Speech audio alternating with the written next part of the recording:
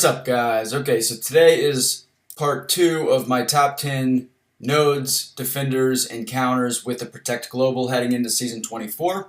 We're going to be looking at ranks 5 through 1, again, based on my opinion and experience. So I'll see you after the intro.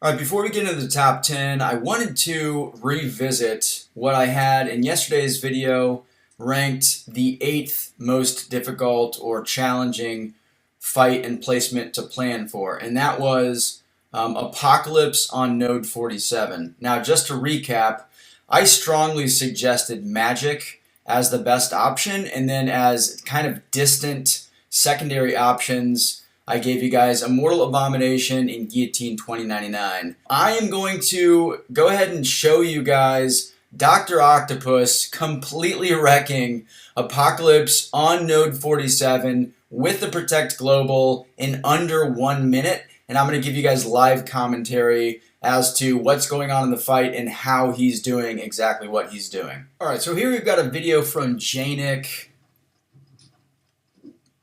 And you guys will notice up here he's backing off so that he can build his research up to 100.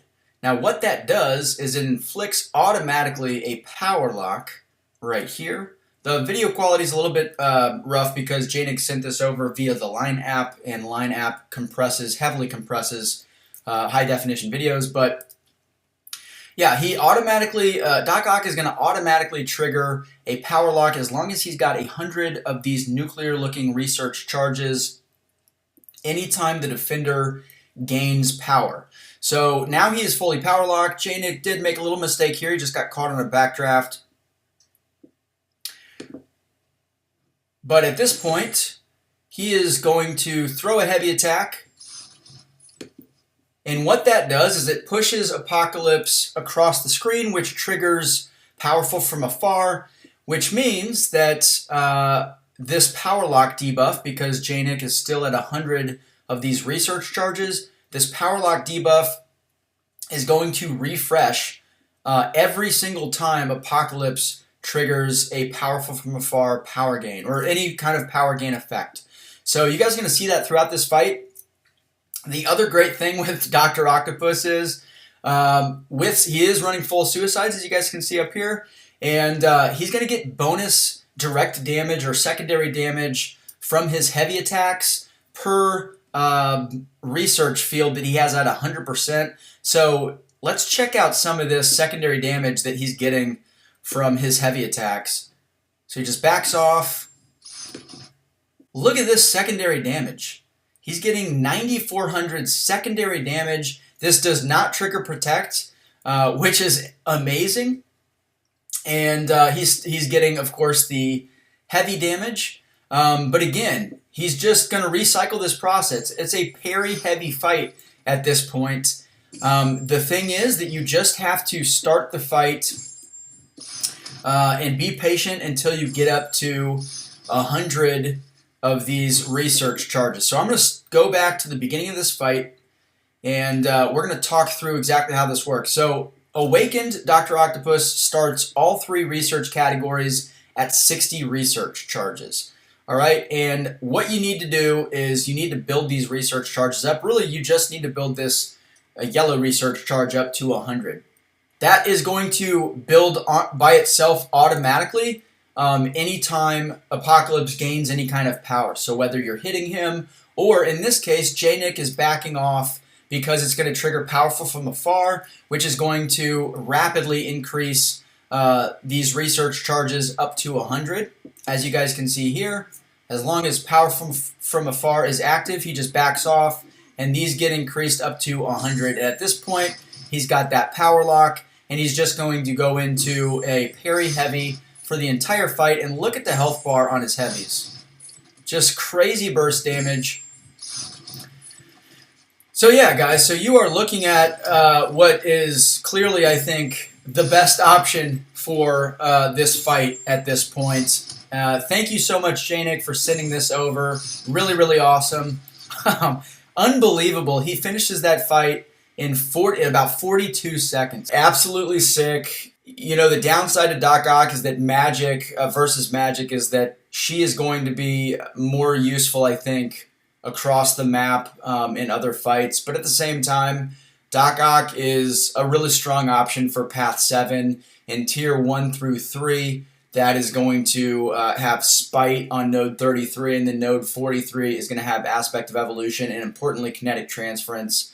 So Dr. Octopus can really be a solid option for Path 7, which leads right into Node 47. So anyway, I just wanted to show you guys that. Super, super awesome. Now let's get into the top 5 here. So number 5 is going to be Node 23 with Apocalypse on it. Node 23 is going to have Mixmaster, and it's going to have Power Focus 1 and Aggression Prowess. So essentially, a defender there is going to get to an SP1 very, very quickly. They're going to build prowesses as long as you're not hitting them. And then, you know, if their SP1 can do a lot of damage through the block as Apocalypses can, then you can kind of be into some trouble there. And then Mixmaster just adds another tricky element. So if you repeat the same basic attack, so if you go medium, the defender has a 100% chance to evade on that second attempted consecutive attack, unless you have, you know, True Strike or True Accuracy. Ultimately, what you're going to want to do with any defender there is probably the most efficient way to fight Mixmaster is going to be parry, and then light, medium. That allows you to get in 4 hits, then you back off, you parry again, and your first attack in that second combo is going to be a light attack. Your last attack in the first combo is going to be a medium, so you're never repeating the same attack. Now, a lot of the players that we assigned to Node 23 prefer to just do parry, medium, parry, and then as long as you're striking the defender while they're stunned, they're not going to evade, and then your first attack when they're out of that stun is most likely going to be that light, so you're not repeating. Or some people prefer to just do parry, medium, light, back off, parry, medium, light. It's just a safer way to do it. But anyway, Apocalypse can be a really big pain here. Ghost, again, with Protect is not really recommended, and the trouble on this node in particular with Ghost, even if you are dead set on using Ghost against Apocalypse with the Protect Global, his Special 1 animation lasts longer than I believe your phase is going to last, or it's very, very tight. So you would have to essentially begin your phase at the moment that he starts his Special 1 animation. Even then, I really don't think that you'd be able to phase the entire SP1. You're going to have to block some of it, and with the Aggression Prowess on this node, you're going to be taking a lot more block damage, most likely. Ghost is just kind of a tricky option. She, I'm sure, can be used, and I'm sure I'm going to get a lot more comments today about how Ghost should be one of my recommended options against Apocalypse, but she's not going to be with the Protect Global. My first option, or my first recommendation, is again going to be Magic. So on this node, if you can lock down the defender's power, you don't have to worry about their SP1s, you don't have to worry about them building up Aggression Prowess, because Prowess is only going to benefit their special attack damage. If they're never getting to a special attack, then you're fine. Now, Dr. Octopus, I'm not really sure how viable he would be on this node. Again, the reason that he is so perfect for Node 47 is because Node 47 is automatically going to trigger Powerful from Afar. If you've got 100 research in the power control category, every time the defender triggers a new power gain buff, he's going to automatically inflict Power Lock for 5 seconds, and that just keeps refreshing every time a new power gain buff is activated. On this node, you're not going to have that. So you can refresh your power locks with Dr. Octopus by throwing SP1s, but you've only got a 5-second window. I'm not really sure how viable that would be. So Magic is definitely a viable, tested option. Guillotine 2099 and Mortal Abomination are also going to be options here. Mortal Abomination I do think is a safer option than Guillotine 2099, but with Guillotine 2099 you do have that power drain element that's at your disposal with your SP1 if you need to use that. But again, you're probably going to be triggering Protect, especially if she's built up, and you're going to have to get off some intercepts. With Immortal Abomination, you don't have to do any of that. Frankly, with Immortal Abomination, if you wanted to, you could just parry heavy up until your SP2, throw that, turtle up, try to push him to his SP2. He does have Power Focus 1. That ramp to get him up to his SP2 is going to be a long one, but that also just means that he's not going to be throwing his SP1s if you're turtling and repairing. Get to your SP2, and then you can start to recycle SP1s.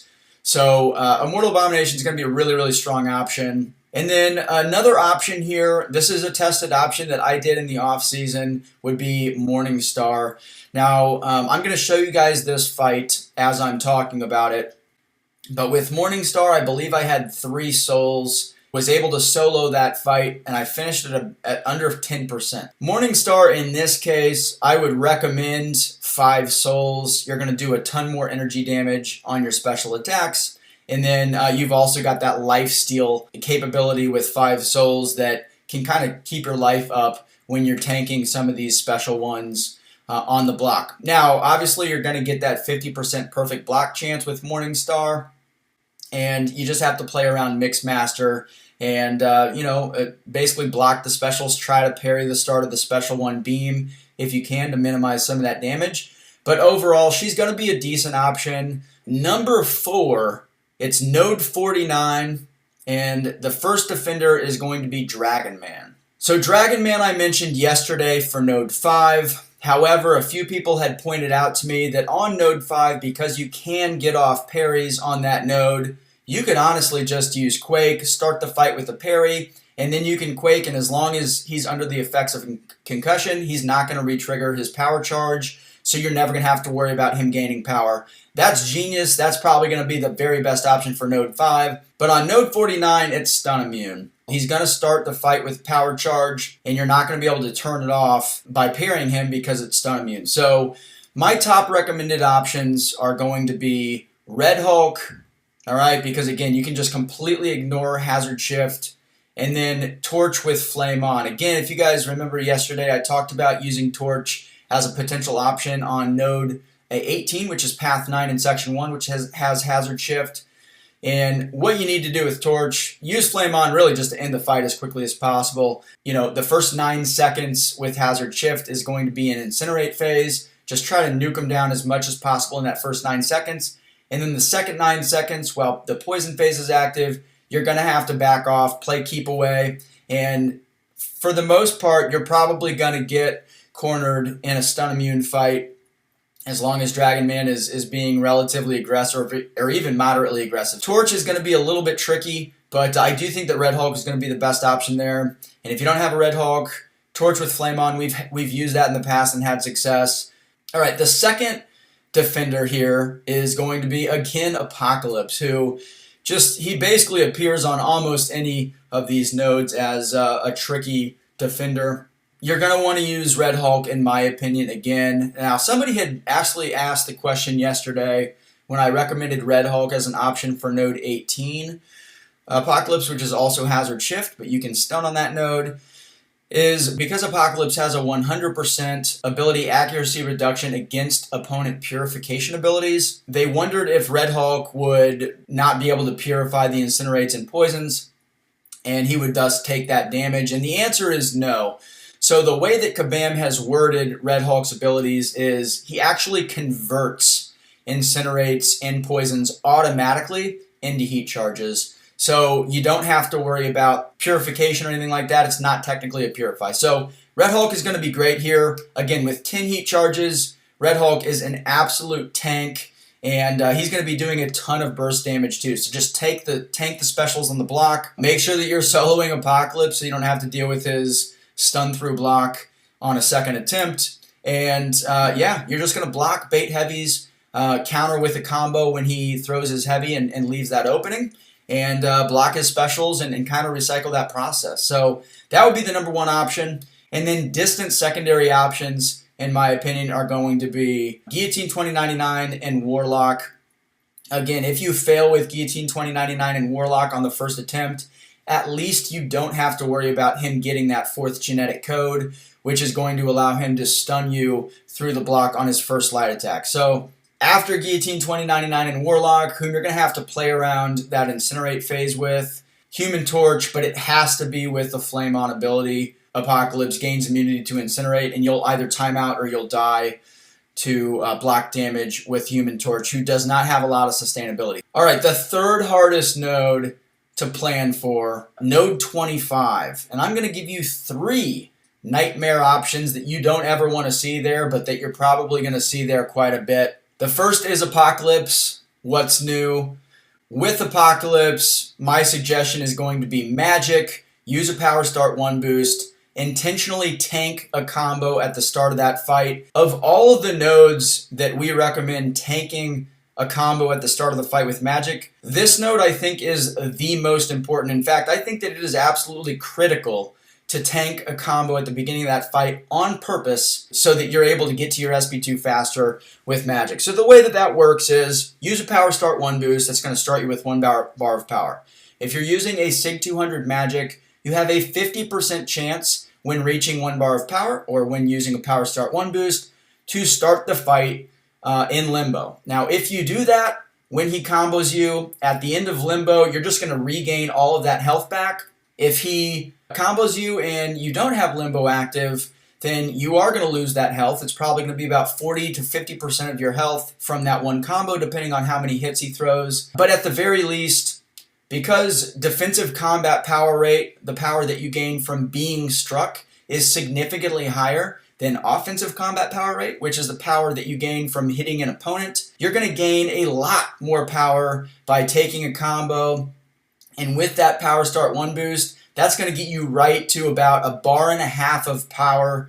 And then you can back off, parry Apocalypse, and then you can combo into your SP2. He'll never get a special one. Now this node has Footloose, Kinetic Transference. It's also got like Force of Will and some other stuff that doesn't apply to Magic in this case. Kinetic Transference obviously is going to give the defender power here every time they strike your block, including parries. And Footloose, every time they throw a special attack, they are going to gain Unstoppable and Evade buffs for 7 seconds. Because of Kinetic Transference and because Apocalypse, his SP1 is so difficult to evade, or most players are not comfortable fully evading it. Once he throws a special attack, he's going to gain the benefits of Footloose, but also he's just going to get right back up to 1 bar of power, and he can keep himself in that loop where essentially throughout the entire fight he's over 1 bar of power, and he's got an Unstoppable and Evade charge. Again, with Protect, every time you crit on Magic's SP2, you are going to trigger Protection. But here, you don't have to worry about any kind of evading or anything like that unless he's got Footloose, which means that you've probably lost the fight. So you can pretty easily intercept if you're a strong Magic player. The second option for Apocalypse that I'm going to recommend here is She-Hulk. Now, She-Hulk can be a phenomenal option for this node in general because she can very easily apply Slow. And she does that by throwing a heavy attack.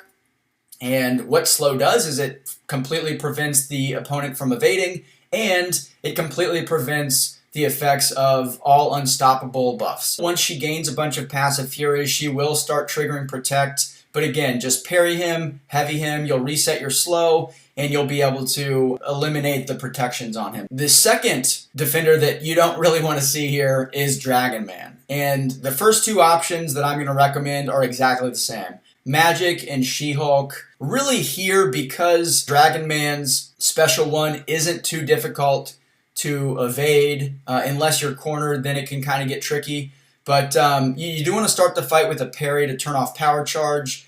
And then you can kind of slow play up to your SP2. You definitely want to use a Power Start 1 boost. But I don't think that you necessarily need to take a combo at the beginning here against Dragon Man. And then She-Hulk, again, is going to be a really strong option. She does have a built-in taunt mechanic. You could argue with Footloose is not a good thing because you don't want the defender throwing specials, really. But if you get into a situation where the defender is close to 3 bars of power, then that taunt is, it can be a lifesaver for you. So She-Hulk's just going to be a really strong option here. Torch with Flame On, can be a decent option against Dragon Man because of the class relationship element. He is going to be doing a ton of damage, and you can probably nuke him down pretty quickly. Plus, if you screw up, he starts hitting you, at least you're immune to Incinerate, and with Nova Flames on you, every time he hits you, he's going to incinerate himself. He's probably going to end up killing himself. All right, and then the third defender that I never want to see here when I'm assigning against a Protect Global is Mojo. I never want to see Mojo ever, period, regardless of the global. Mojo is really good placement here, and we saw it a few times last season when we fought against Protect Global. The best option in this case is probably going to be She-Hulk just by a smudge. And then Magic, again, is going to be a really safe option here. Last season, I sent Magic to this fight, and we soloed it with Magic. However, because she's medium, obviously she did trigger Protect, so you have to get off your intercepts. The third option here that I would recommend is just Flame on Torch and just nuke him as fast as possible. Play around Footloose, build as many Incinerates on him as you can, and hopefully he kills himself. Number 2, node 53. You guys know this node, I'm sure. It is a nightmare node. It is Stun Reflect and Polka Dot Power. And I'm going to give you 3 defenders that I don't want to see on these nodes, but we're probably going to see on these nodes pretty frequently. The first one might surprise you a little bit, but the first one is actually going to be Warlock. Warlock obviously benefits from Protect. He is large. My top option for this matchup is going to be Hyperion. Hyperion in general is going to be really, really good for node 53 because Polka Dot Power has no effect on passive power, power gain buffs, or Mystic Dispersion. It's only combat power that's being affected by Polka Dot Power here. Hyperion, of course, is going to naturally gain his power gain buffs. He can also easily incinerate on his SP1, which has several hits. So you'll be able to incinerate the opponent, and then once they're incinerated, that'll put Stun Reflection on a 9-second, I believe, cooldown. You guys can just back off, parry, throw your heavy attacks to build up Furies and kind of recycle that process. You can counter his heavy with your own heavy with Hyperion. Hyperion's heavy has a really long reach. So that's a nice little, in to start building your Furies there. But if you don't feel comfortable doing that, just combo him until you get to your SP1. Throw the SP1, you'll incinerate him, back off, parry, heavy to build your Furies, and you kind of see how it works. A second option for this matchup, if somehow you guys don't have a ranked Hyperion, Dragon Man can actually be a decent option here. His power charge buffs are not affected by Polka Dot Power. Also, like Hyperion, he incinerates. And you can run full willpower and full suicides in this fight. Because Dragon Man is a robot, he doesn't benefit from willpower. He doesn't get willpower healing, and thus you don't have to worry about being degenerated and stuff like that once you have infection on you. If you guys know how Dragon Man works, basically, if you're able to get to an SP3, you're going to go unstoppable and unblockable, and once you get the opponent cornered, you're going to be doing a lot of burst damage also. We have been using Dragon Man a lot against the Protect Global. He's really, really good option, and if you're able to get to the SP3, he is almost unkillable. While he is unblockable and unstoppable, any damage that he takes during that time, like you can play recklessly, he's going to automatically regenerate that up. The third attacker option is going to be a distant third here, and that's going to be Guillotine 2099. Block, bait heavy, counter with your combo. You're going to be gaining power a little bit from Polka Dot Power through the degens, but I wouldn't probably throw any special attacks in this case, especially the SP1, because that almost always will trigger protection. The second worst case scenario defender that we'll see here, that you're probably going to see here almost every war, is Modoc. And I'm going to give you 4 attacker options. The first one, and I think by far the best option, is going to be Mole Man. This is before Mole Man gets buffed. Karate Mike, I'm sure you guys are familiar with him and have watched his videos. I think last week or earlier this week, he posted a video taking his rank 3 unawakened Mole Man to war to do some testing. And this exact placement was one of the fights that he used Mole Man for. And Mole Man is perfect for this fight. You've got True Strike or True Accuracy. You're going to be applying bleeds. every time he hits into your block, if you've got Monster Mass, you're going to go unstoppable, and I believe it's passively unstoppable. So it kind of works like Killmonger. You can just immediately counter him if he's hitting into your block. He's a tank too. I will have the Karate Mike video linked below. Make sure to check that out. Again, he took this exact fight with Mole Man. By far the best option, I think. Option number 2 is going to be, in my opinion, Falcon. For everybody, for confirmation, Falcon's lock-on ability, which if you're unfamiliar, he can dash back and hold block for just over a second. It's 1.2 seconds, I believe. And that will trigger a passive lock-on, which automatically reduces opponent ability accuracy by 100% for, I believe, naturally it's 14 seconds. And if you're fighting a science champ, that duration is extended by 40%. So it's almost 20 seconds where Modoc is going to have no ability to auto block you. And the cool thing with Falcon's lock-on is it does get around Protect. The reason he's not as high as Mole Man is because Falcon is going to have some trouble getting around Polka Dot Power. In fact, I don't think that he would be able to unless you used a Power Start 1 boost. A Power Start 1 boost will start your champion with 1 bar of power, and then he could throw an SP1 using a Power Start 1 boost and bleed the opponent and gain back a little bit of power, but I don't think that he would ever be able to get to a 2nd bar of power. The third option here that I'm going to give you is Nick Fury. Nick Fury is historically the champ that we have assigned to Modocs on this node. However, I would say 98% of the time in the past couple seasons, the defenses that we have fought have placed with the Stubborn Global, and Nick Fury largely benefits from the Stubborn Global because he was able to build up destructible charges. Once he gets into his 2nd life, he becomes stun immune, so you can parry. You're not going to stun the defender, but you can parry still. The issue with Protect is that if you were to lose your 1st life with Nick Fury and you get that Fury buff, if you were to crit with Nick Fury while that Fury buff is active, you will trigger Protect, and then you'll have to do some intercepting. And then one last option for you guys is going to be Magneto. This is actually the attack that we used to use against Modoc on this node until I died to a Modoc here using Magneto. The Modoc that I was facing was incredibly passive. He wouldn't throw a special.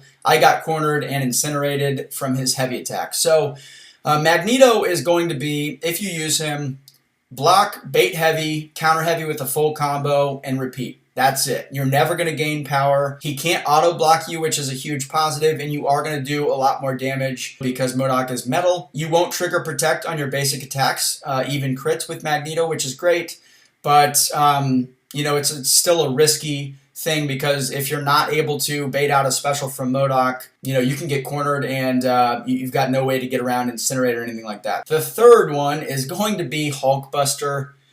Hulkbuster on this node is really good placement, actually. He starts every fight with an armor up buff. As long as he has an armor up buff, anytime you crit him, you are going to be shocked. The shock damage does scale with the modified attack rating, like from the node.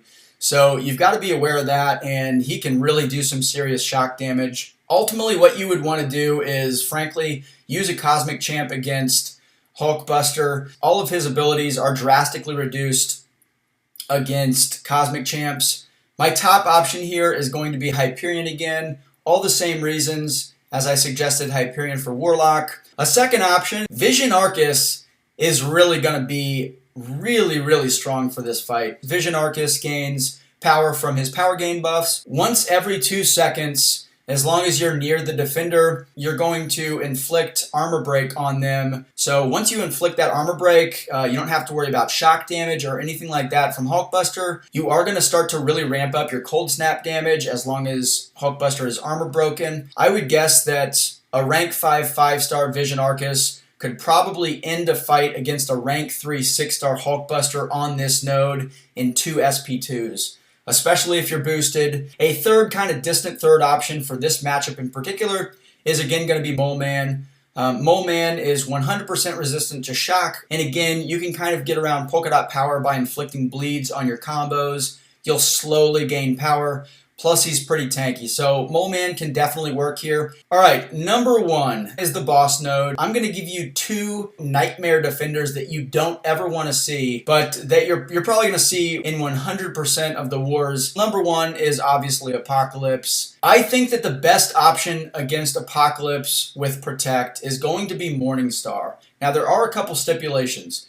Number 1, Morningstar is going to have 5 souls. B. Manny, who is the 4 Loki Alliance leader, he has a rank 3 Morningstar, and last season he soloed a rank 3 Apocalypse with the Protect Global with Morningstar. He had 5 souls. I'll make sure to link that video in the description below. Check that out. But you're going to be doing a ton of energy damage on your special 1, and you've got a 50% perfect block chance, which is going to be huge when you're tanking Apocalypse's specials on the block. The other huge thing here is on the boss node, it's got cycling resistances, energy, and physical. Those are buffs. If you can get up to an SP2 with Morningstar, you can do crazy damage by throwing that SP2. It's going to be unblockable, and it's going to nullify every buff, and it's going to do energy damage based on each buff that it nullifies. So Morningstar is just really kind of an ideal matchup here in my opinion. She does need to have 5 souls again, but you've got an entire war map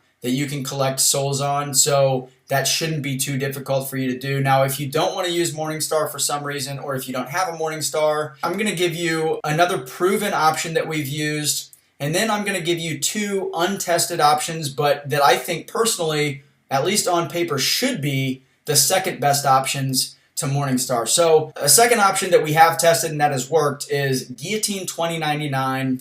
And you don't need to have a synergy for Guillotine 2099, but we have had great success using the Guardian synergy to help with the block proficiency. So with Guardian on your team, no matter the attacker, as long as he's on your team, he's going to give every team member 1,000 additional block proficiency. With Guillotine 2099, essentially what you want to do in this fight is, obviously you're going to want to have her built up so that she can do that extra damage.